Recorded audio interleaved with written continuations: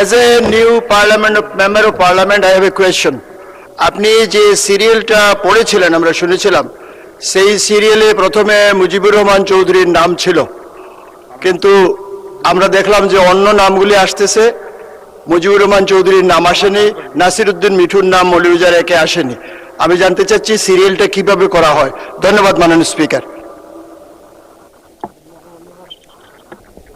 আমার ইনস্ট্রাকশন হলো পসিবলি আপনি আগে হয়তো বলেছেন যে কারণে সিরিয়ালটা পিছনে আছে।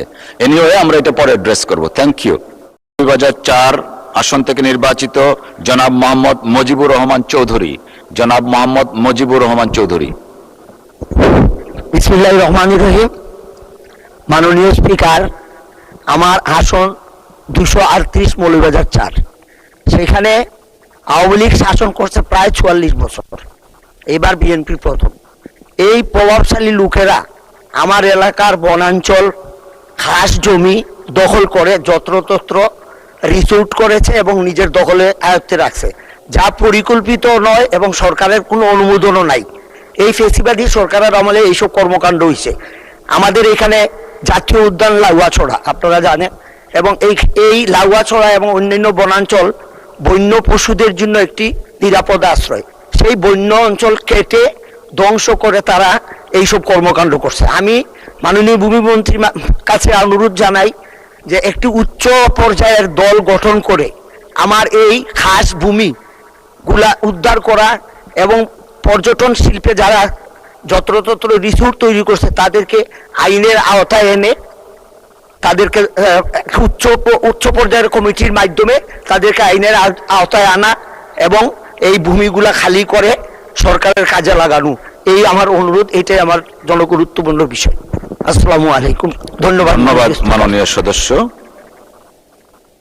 মৌলভীবাজার 1 আসন থেকে নির্বাচিত মাননীয় সদস্য নাসিরউদ্দিন আহমেদ। জনাব নাসিরউদ্দিন আহমেদ। ধন্যবাদ।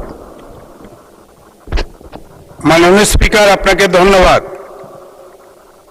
মাননীয় স্পিকার, আমার নোটিশটি ছিল বর্তমান তীব্র জ্বালানি সংকট ও আমদানি নির্ভর দূর করতে দেশের জ্বালানি চাহিদা মেটাতে আমার নির্বাচনী এলাকা মৌলভীবাজার 1-এর কাঁঠালতলী ইউনিয়নের কেরাসিন টিল্লা থেকে বাণিজ্যিকভাবে খনিজ তরল পদার্থ উত্তোলন প্রসঙ্গে।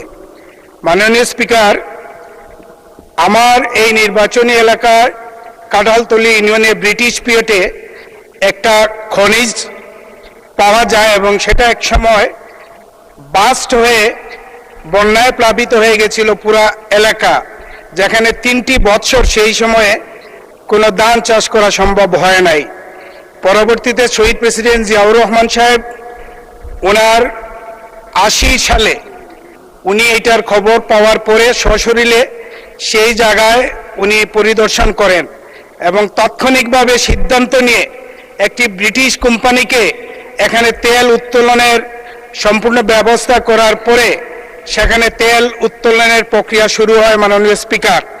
কিন্তু অলৌকিক কারণে 1981 সালে যখন আমাদের মহামান্য রাষ্ট্রপতি ইন্তেকাল করেন, তার পরবর্তীতে ভারত এটার সীমান্ত রেখার পাশাপাশি হওয়ার কারণে সবার অজান্তে এখানের এই তেল উত্তোলন কর্মকাণ্ডটি স্থগিত হয়ে যায়। কিন্তু এখনো এই এলাকায় এই টিলার মধ্যে মানুষ আশেপাশে গেলে কিন্তু ওই খনির যে দাহটা মানুষের কানের মধ্যে আসে। আমাদের বিশ্বাস, আমরা এখানে যদি নতুনভাবে কোনো পরিকল্পনা নিয়ে তেল উত্তোলনের প্রক্রিয়া শুরু করা হয়, তারপরে আমাদের চাহিদা মেটানো সম্ভব হবে। এটার ব্যাপারে আমি মাননীয় জ্বালানি মন্ত্রীর দৃষ্টি আকর্ষণ করছি, বিশেষ করে প্রধানমন্ত্রীর দৃষ্টি আকর্ষণ করছি। ধন্যবাদ মাননীয় সদস্য। মাননীয় জ্বালানি মন্ত্রী আছেন, নিশ্চয়ই উনি নোট নিয়েছেন। ধন্যবাদ।